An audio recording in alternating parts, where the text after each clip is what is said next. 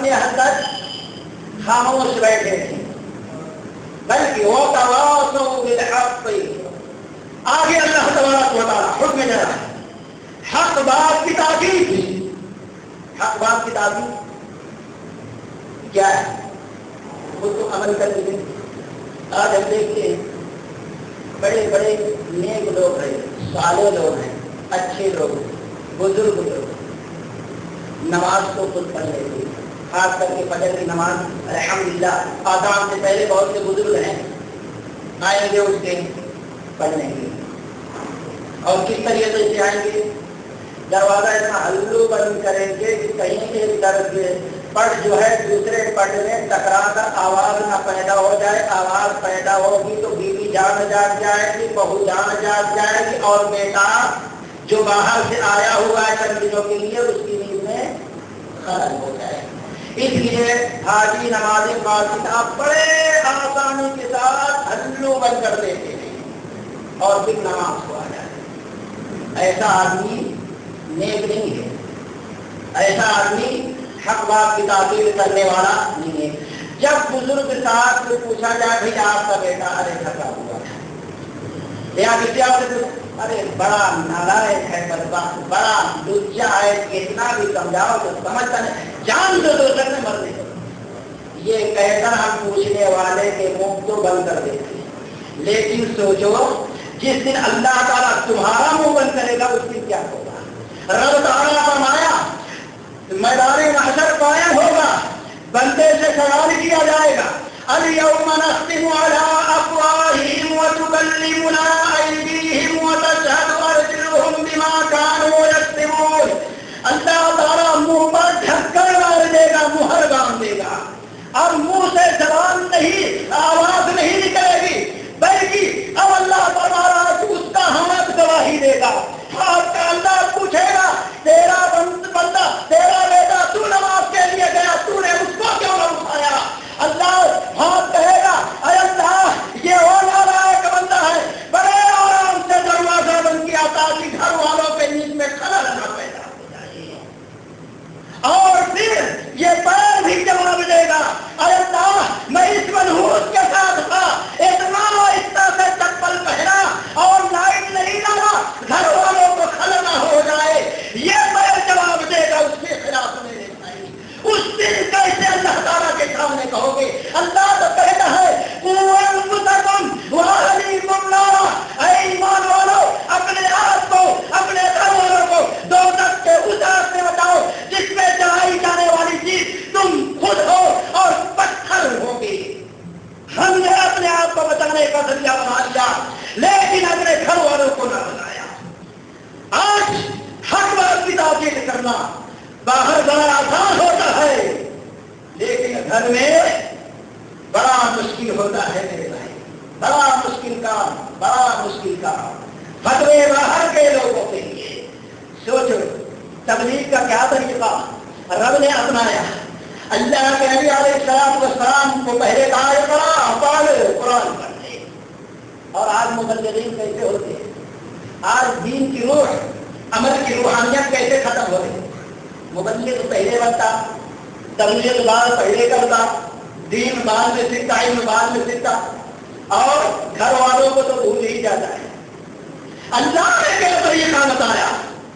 पहले पर नबी को कहा, फिर चंद साल के बाद सूरह मुद्दस्सिर नाज़िल थी, या अय्युहल मुद्दस्सिर कुम फअंज़िर व रब्बका फकब्बिर व सियारतक फतहिर व रुज्दक अहजुर व ला तमनुन तस्तक्बिर व लिरब्बिका फकब्बिर। अल्लाह ने कहा पहले आप बात करो, अल्लाह की किबरियाई बयान करो। फिर उसके बाद कुछ दिनों के बाद अल्लाह ने कहा तुम वअंज़िर अशीरतकल अक़रबीन। आप पढ़ने भी आ गए अल्लाह के डर, आप उस पर अमल नहीं कर रहे हैं। अब वअंज़िर अशीरतकल अक़रबीन, अब सबसे पहले अपने खानदान, घर, दोस्त व अहबाब तक इस चीज को पहुंचा दो। लेकिन आज उल्टा है, पहले पहुंचाते हैं इल्म, अमल तो रहता ही नहीं है। अल्लाह रहम करे भाई हमारे हालात पर, अल्लाह रहम करे। वो अनफुसकुम व अहलीकुम नारा, ये रमजान का महीना है, بیٹی بیٹے جوان، اب رمضان کے 1 مہینے کے بعد 15 دن کے بعد اشتہار ہے، بابا اماں بیٹی کو منع کر دیتے، بیٹی رمضان تو آتے رہے تھے، پہلے اپنی زندگی بنا لے، پہلے کوشش کر لے، محنت کر لے، تیاری کر لے، جہاں تاکہ امتحان میں پاس ہو جائے۔ بیٹی کو یہ بیٹا پہلے امتحان میں پاس ہو جا، بعد میں بزرگ بننا، بعد میں اعتکاف کرنا، بعد میں یہ ساری چیزیں کرنا، بعد میں داڑیاں چھوڑنا، اللہ اکبر، یہ ساری چیزیں نوجوانوں مرد بنو۔ اللہ تعالیٰ شیر کو داڑھی دیتا ہے، شیرنی کو داڑھی نہیں دیتا۔ اللہ باغیرت ہے، باغیرت بنو، اپنے چہروں سے اللہ کے نور کو مٹاتے ہو تو اللہ تعالیٰ کا عرش ہٹ جاتا ہے۔ کتنی افسوس کی بات ہے، ایک واقعہ یاد آتا ہے چند سال پہلے جو ہوا تھا، اور کئی واقعات ایسے پڑھنے میں آئے گے۔ پورا سے لوگ نکلے بامبے سے پورا تک، کھنڈالا کے بعد ایکسیڈنٹ ہو گیا، سب اس پارٹ میں بن گئے، پولیس والے پہنچے، دیکھیں یہ سمجھ نہیں آ رہی کس کی لاش، مسلمان ہے یا غیر مسلم ہے۔ بہت دیر آپس میں بات کرتے رہے، بات میں یہ ہوا بھائی کسی مسلم تنظیم کو دیں کہ اس کو قبر میں ڈال دے، یا کسی غیر مسلم لوگوں کو دیا جائے جلا کر راکھ کر دے مردے کو، یہی بات ہو رہی تھی۔ ایک نے کہا بھائی ایک طریقہ اور ہے پہچاننے کا، کہا کیا؟ کہا کپڑا کھولو پتہ چل جائے گا کہ مسلم ہے غیر مسلم۔ اللہ اکبر، واللہ جب یہ واقعہ یاد آتا ہے تو دل لرز جاتا ہے۔ کتنی افسوس کی بات ہے، کتنی تعجب کی بات ہے، کتنی حیرت کی بات ہے۔ رب تعالیٰ نے مسلمان کے بارے میں تو یہ فرمایا سیماہم فی وجوہہم من اثر السجود، مسلمان تو اپنے شکل سے صورت سے پہچانا جاتا ہے، اس میں پیشانی کے انداز نور اور سجدے کی نشانیاں ہوا کرتی ہیں۔ کتنی بے شرمی کی باتیں، کتنی بے غیرتی کی باتیں، کتنے بڑے تعجب اور افسوس و حیرت کی بات ہے۔ آج مسلمان شکلوں سے نہیں بلکہ کپڑے کھولنے کے بعد پہچانا جاتا ہے۔ مسلمانوں غیرت پیدا کرو، غیرت پیدا کرو، مرد بنو۔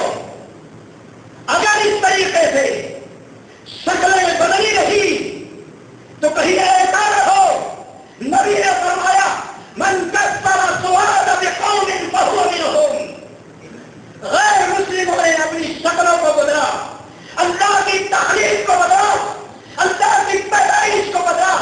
کہیں دین بدلنے والوں کے ساتھ اللہ تعالیٰ مسلمان اس مسلمان کو نہ اٹھائے جو اللہ کے حکم اور رسول اللہ صلی اللہ علیہ وسلم کے حکم کے باوجود چہروں سے شکلوں داڑھیوں کے بالوں کو صاف کرتا رہا۔ کب موت آ جائے میرے بھائی پتا نہیں ہے۔ یہ اسلام کی دین ہے، اسلام کی پہچان ہے، نبی کی سنت ہے، یہ وقار ہے۔ چہرہ رکھو، اللہ کا نور بچے گا تمہارے چہروں سے، تمہاری شکلوں سے نہیں۔ تو کہیں یہ رہا تھا کہ وَتَوَاصَوْا بِالْحَقِّ، حق بات کی وسیع کس طریقے سے ہے؟ اماں ابا بڑے حاجی نمازی قاضی متقی پرہیزگار نیک ہیں، لیکن اپنے اولاد تک بھی اس بات کی نصیحت انفسکم واہلیکم نارا، امام بہقی علیہ الرحمہ حدیث نقل کی، میدان محشر غائب ہوگا۔ میرے بھائیو ذرا اس حدیث پہ دھیان دو، جو اپنے بچوں کے تربیت پر دھیان نہیں دیتے تو اس سے بڑا ہو گئے، بڑا ہونے سے پہلے ٹپک گیا تو کیا کریں گے؟ بڑا عجیب و غریب کتنا ایسا واقعہ ہوتا ہے۔ ہم بچے کو نیک بنائیں، صالح بنائیں، بچہ انتقال ہو گیا ہمارے، ہم خبر نہیں، انا للہ و انا الیہ راجعون پڑھے، میدان محشر میں جب وہ ٹھہرے گا تو اپنے اللہ تعالیٰ سے جھگڑے جب تک کہ اپنے باپ کو بخشوا نہ جائے۔ میدان معاشر قائم ہوتا ہے۔ امام بہقی علیہ الرحمہ حدیث نقل کرتے ہیں، رسول اللہ صلی اللہ علیہ وسلم نے فرمایا جو چند لوگ آئیں گے اللہ تعالیٰ کہے گا تمہاری نیکیاں، تمہارے ثواب، تمہاری عبادتیں ایسی ہیں، جاؤ جنت کے اندر داخل ہو جاؤ۔ میاں بیوی جاتے رہیں گے کہ اللہ تبارک و تعالیٰ بلائے گا ذرا ادھر آؤ، یہ کچھ مرد ہیں کچھ عورت ہیں، یہ کون ہے؟ یہ لوگ دھیان سے دیکھیں گے، کہیں گے اللہ خوش ہو کر یہ میری بیٹیاں ہیں، یہ میرے بیٹے ہیں۔ اللہ تعالیٰ کہے گا یہ تمہارے بیٹے، یہ تمہاری بیٹیاں، لیکن یہ ہماری امانتیں تھی جو ہم نے تم کو دنیا میں دیا تھا، لیکن تم نے میری امانت میں خیانت کی۔ تم نیک تو بن گئے، تم متقی تو بن گئے، تم پرہیزگار تو بن گئے، تم عبادت گزار تو بن گئے، سب کچھ بنے، لیکن حق کی تاکید کرنے والے نہ بنے، جس کے وجہ سے تمہارے بیٹے اور تمہاری بیٹیاں جو ہے ہماری نافرمانی کرتے ہوئے زندگی گزارے، یہاں تک پہنچے اب ان کے گناہوں کے نحوست کی وجہ سے ہم نے ان کو دو تک فرض قرار دیا ہے۔ تم نے امانت میں خیانت کی، اچھے تو بنے، اچھے عمل کیے، لیکن ان کو حق کی تاکید نہ کی، اس لیے ان کے گناہوں کے نحوست کی وجہ سے تمہاری بیٹیوں کو بھی برباد کرتے ہیں اور ان لوگوں کے ساتھ تم کو بھی دوزخ کے اندر داخل کر دیتے ہیں۔ وہ تواصوا بالحق بھی میرے بھائی، حق بات کی تحقیق کرتے ہو، اللہ نے ایمان کی توفیق دیا، عمل صالح کی توفیق دیا، تو حق بات کی تاکید کرتے رہو، اس کی شروعات اپنے گھر سے کرو، پھر اس کے بعد بات کرو، پھر اللہ تبارک و تعالیٰ فرمائے وتواصوا بالصبر، صبر کی تاکید کرتے رہو۔ صحیح ایمان والا ہے، موحد ہے، تو آج کتنی مشکلات آ رہی ہیں، صبر کی ضرورت ہے، صبر کی ضرورت۔ اسی طریقے سے عمل صالح جب ہم کرتے ہیں تو نہ جانے کتنی مشکلات کا سامنا کرنا پڑتا ہے۔ جب ہم حق کی تاکید کرتے ہیں تو اس کے لیے بھی مشکلات، ناراضگی، لعن طعن کا سامنا کرنا پڑتا ہے۔ یہ تینوں کام اس وقت تک نہیں کر سکتے جب تک کہ ہمارے اندر صبر نہ ہو گئے۔ اگر صبر ہے تو یہ تینوں کام انجام دے سکتے، ورنہ نہیں۔ چنانچہ میدان محشر قائم ہوگا، اللہ کے نبی علیہ الصلوۃ والسلام نے فرمایا کہ آواز ہوگی اللہ کے جانب سے، کہاں ہیں صبر کرنے والے، آئے جنت میں داخل ہو جائیں۔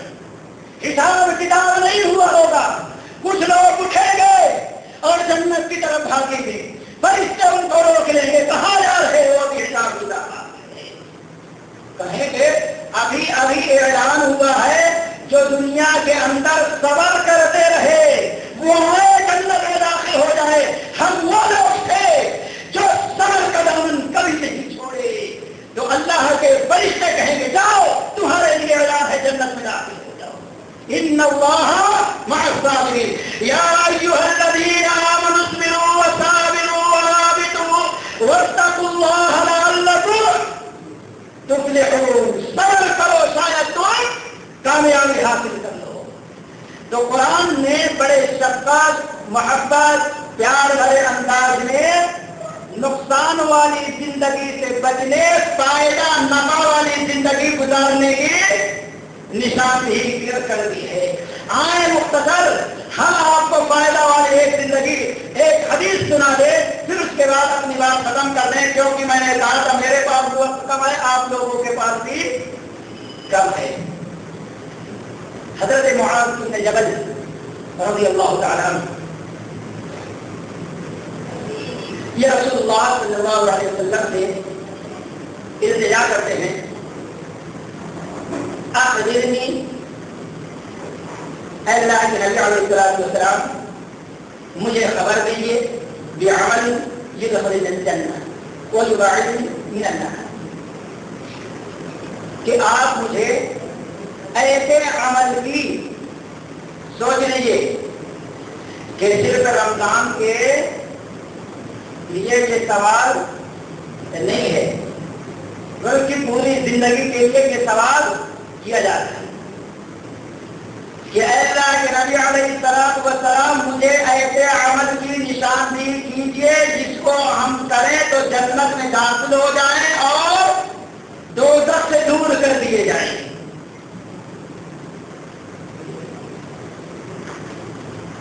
اللہ کے نبی علیہ السلام نے فرمایا اے معاذ تم نے بہت بڑا سوال کیا ہے، مگر جس شخص کے لیے اللہ آسان کر دے، اللہ سے دعا کرے کہ اللہ تعالیٰ دوزخ سے بچنا اور جنت میں داخل ہونا ہمارے لیے آسان کر دے، اور یہ موقع دیا ہے اللہ تعالیٰ نے۔ جیسے حضرت عبداللہ بن عمر رضی اللہ تعالیٰ عنہ کہتے ہیں کہ اللہ کے نبی علیہ السلام نے فرمایا قال الصيام والقرآن یشفعان یوم القیامہ، کہ میدان محشر قائم ہوگا، قرآن بھی آئے گا اور پھر اس کے ساتھ روزہ بھی آئے گا۔ قرآن کہے گا اے اللہ یہ تیرا وہ بندہ ہے جو شخص ساری تکالیف مصیبتیں پریشانیاں برداشت کی، لیکن نماز تہجد میں قیام اللیل میں نوافل میں مجھے پڑھایا کی سنا۔ جب میرے لیے اس شخص نے چین سکون تکلیف دکھ درد کی پرواہ نہ کی، اللہ مجھے اجازت دے اور میری شفاعت میں تیرے سامنے اس کے حق میں شفاعت کروں اور تو میری شفاعت کو اس کے حق میں قبول کر لے۔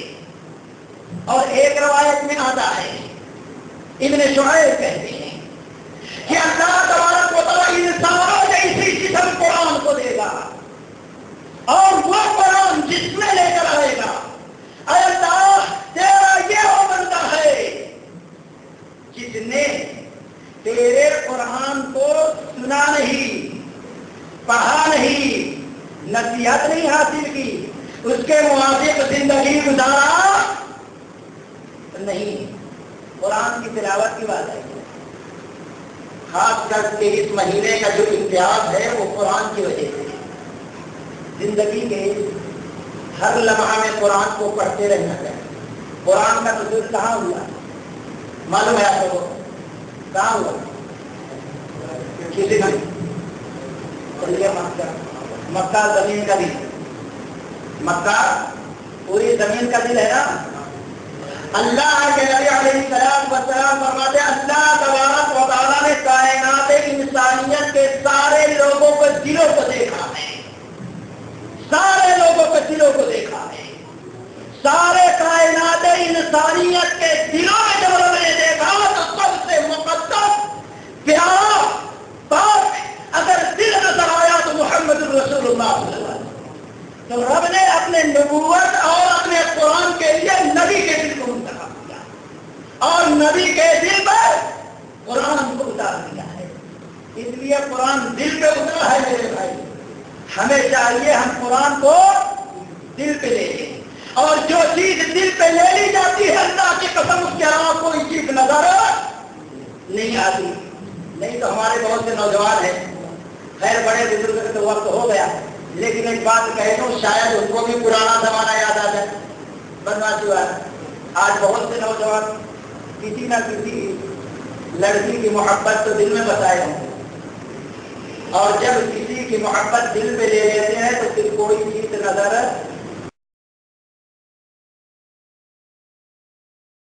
نہ بابا نظر آتا، نہ پڑھنا نظر آتا، نہ نیند نظر آتی، 24 گھنٹہ بستر کے اندر بھی بات کرتے ہیں۔ کتنے دیوانوں کو دیکھو روڈ پہ جا کر گھنٹوں جہاں لوگ پیشاب پیخانہ کرتے وہاں پہ بات کرتے ہیں، ان کو بدبو بھی نظر نہیں آتی، کیونکہ جس سے اب بات کر رہا ہے اس کی بات کو اس نے دل پہ لے لیا۔ اور اگر اس نے بے وفائی کی تو کبھی کبھی یہ نیند کی گولی بھی کھا لیتا ہے، مرنے کے لیے بھی تیار ہو جاتا ہے، کیونکہ اس کی محبت کو اس نے دل پہ لیا۔ میرے بھائیوں ضرورت اس بات کی ہے کہ ہم قرآن کو اپنے دل پہ لے لیں، اور جب قرآن کو ہم دل پہ لے لیں گے تو گانے کی آواز ہمارے منہ سے نہیں نکلے گی۔ مائیں بہنیں جب چولہا جلائے گی، جب آٹا گوندے گی، جب ترکاری کاٹے گی، جب کھانا بنائے گی، اور جب کوئی بچوں کو دودھ پلائے گی، جب بچے کو لوری دیں گے، جب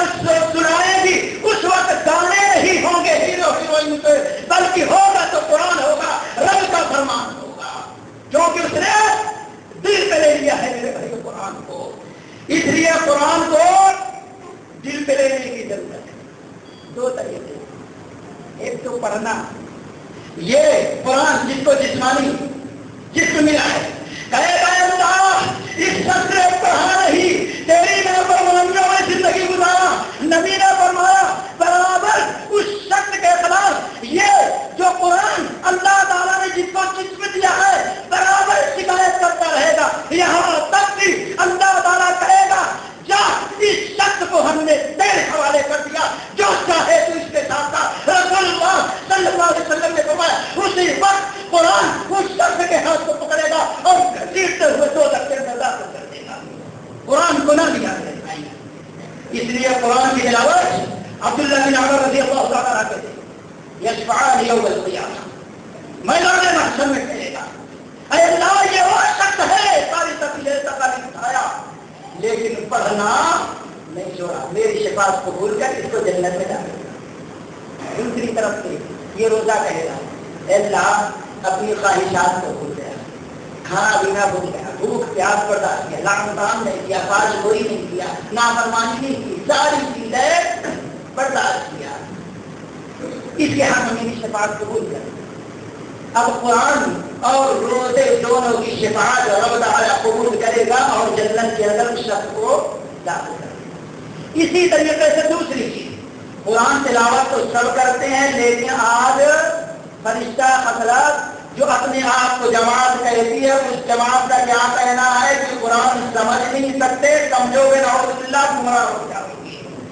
تو گویا ایسے سارے لوگوں کو گمراہ اور حقیقت میں گمراہ نہیں کرے.